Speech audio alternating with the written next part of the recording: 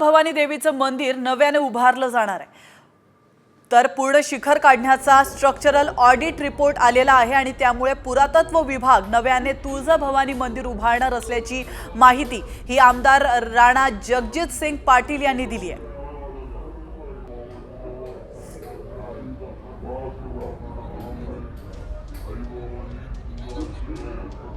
आपल्या सर्वांना कल्पना आहे की आई तुळजाभवानीच्या मंदिराच्या जीर्णोद्धाराचं काम आपण पुरातत्व विभागाच्या माध्यमातून हाती घेतले। त्यामुळे स्ट्रक्चरल ऑडिट करत असताना हे आता स्पष्टपणे लक्षात आले की आपल्याला पूर्ण शिखर काढावं लागेल आणि त्याच्या बरोबरीने मंदिर जे आहे त्याचे देखील जे दगड आहेत ते नंबरिंग करून ते काढले जातील आणि परत एकदा पूर्ण मंदिर जे आहे ते जुन्या पद्धतीने आपण उभं करणार आहोत। पुरातत्व विभागाच्या माध्यमातून हे सर्व केलं जाणार आहे। त्यामुळे त्यांचे जे नियम आहेत, कायदे आहेत त्या पद्धतीने ते केलं जाईल।